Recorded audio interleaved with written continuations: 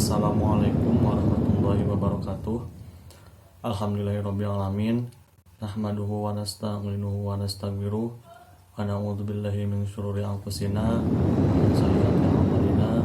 May yahdihillahu fala mudhillalah wa may yudlil fala hadiyalah. Wassalatu wassalamu ala Rasulillah wa ala alihi washabihi wa mawala. Wala haula wala quwata illa billah. Rabbi shrah li sadri wa yassir li amri wahlul 'uqdatam min lisani yafqahu qawli. Amma ba'du. Faqad qala Allah ta'ala fi kitabil karim. A'udzu billahi minasyaitonir rajim. Bismillahirrahmanirrahim. Wallazi ba'atsa fil ummiyina rasulan minhum yatlu 'alaihim ayatihi wa yuzakkihim wa yu'allimuhumul kitaba wal hikmata wa in kanu min qablu lafi dhalalin mubin. Shadaqallahul azim.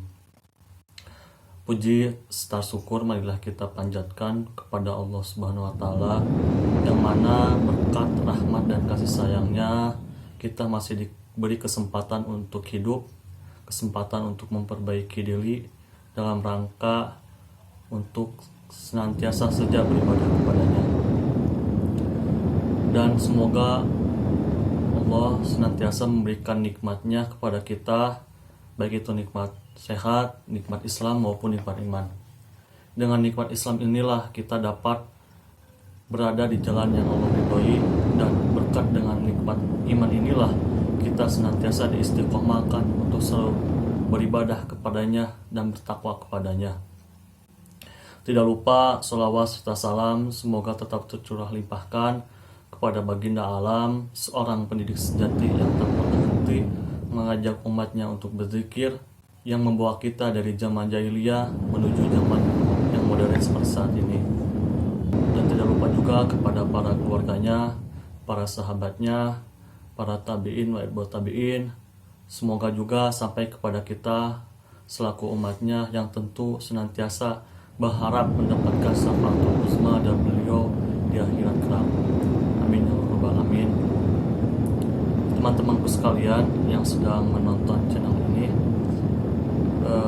di sini saya Rizman Hakim akan mencoba berbicara mengulas sedikit tentang tujuan pendidikan Islam dalam Al-Quran, yang salah satunya terdapat dalam surah Al-Jumu'ah ayat 2. Sebagaimana kita ketahui, pendidikan merupakan hal yang sangat penting bagi kita semua dan bagi peradaban kita.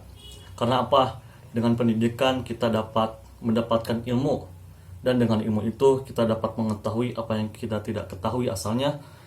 Kita dapat membedakan mana yang benar, mana yang salah, mana yang hak, mana yang batil, mana yang patut diperjuangkan, dan yang mana yang harus ditinggalkan.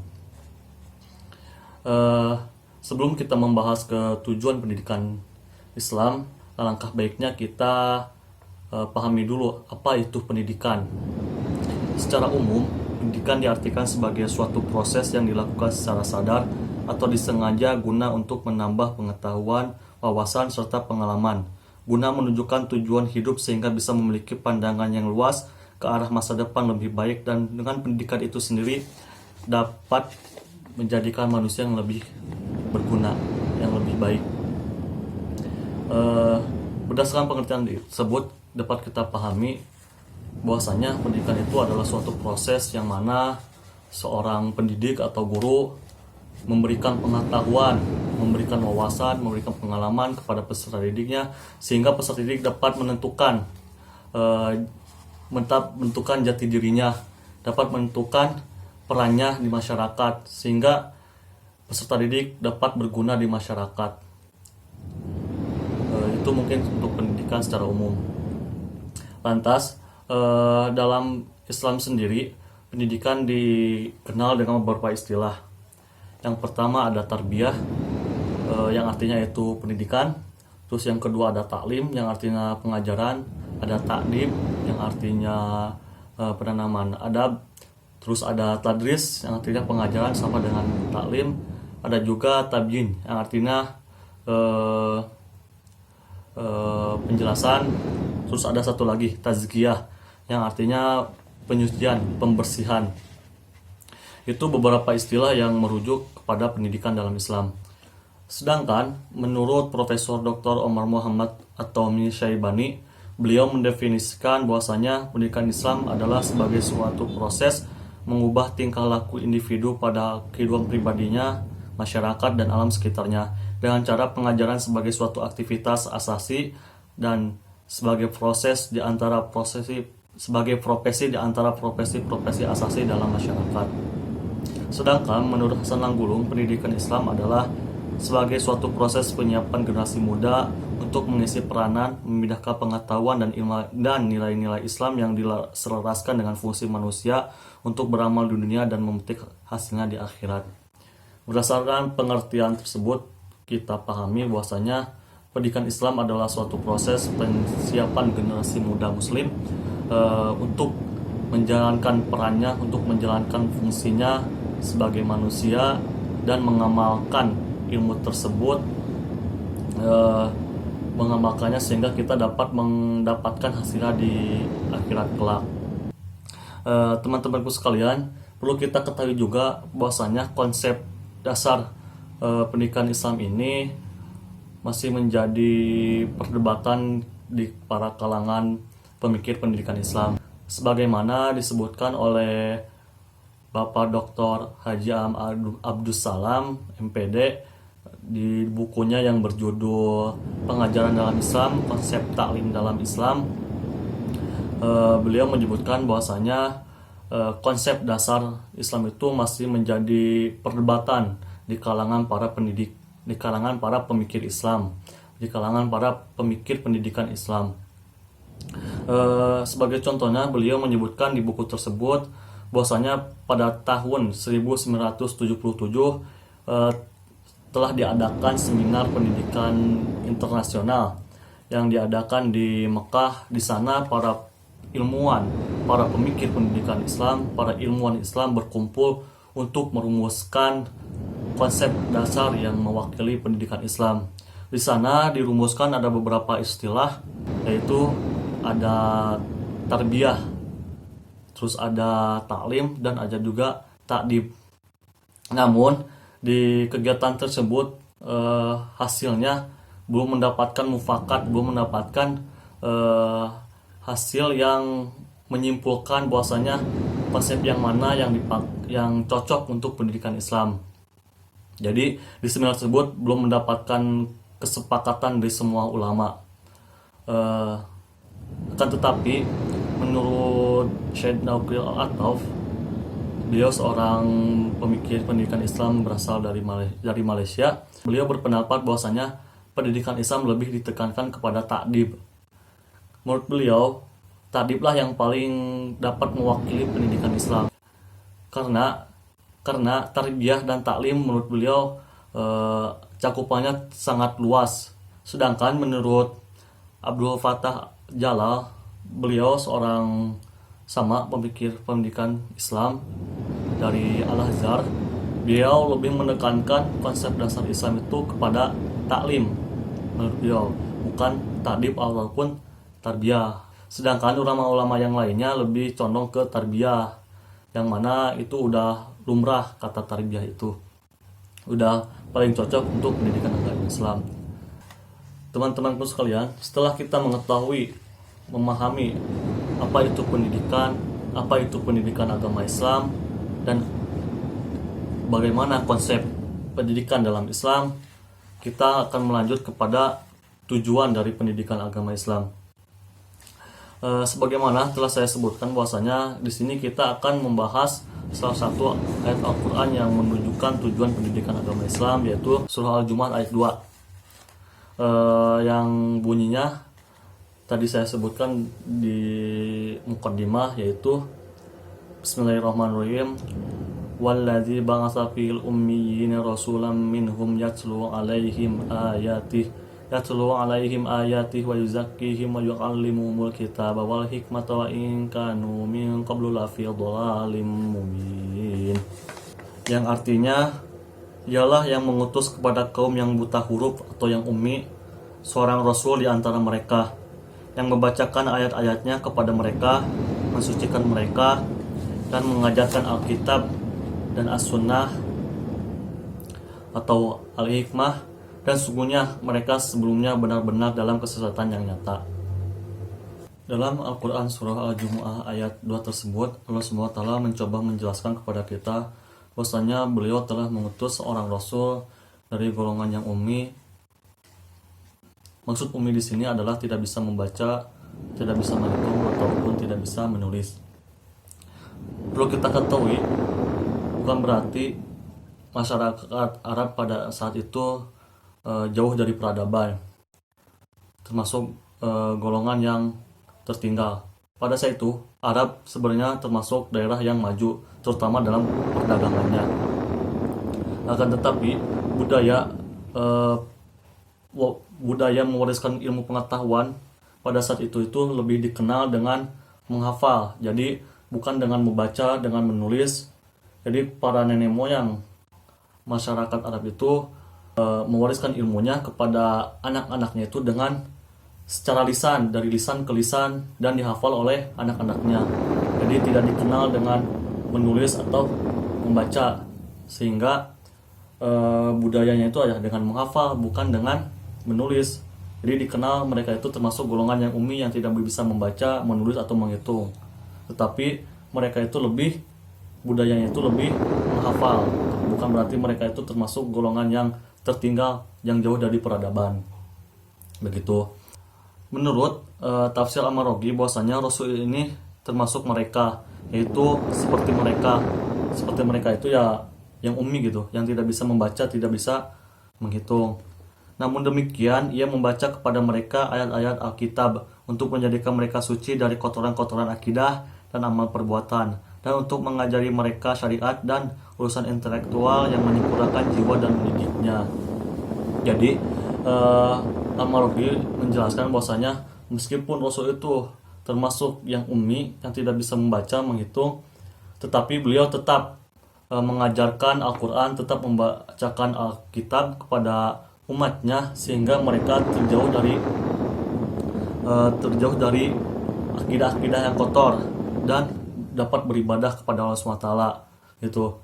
Jadi intinya, meskipun Rasul diutus dari golongan ummi, tetapi Rasul tetap sukses mengajarkan Al-Quran kepada umatnya. Tuh. Dalam surat tersebut ada beberapa tugas yang harus dijalankan oleh Rasul sebagai pendidik.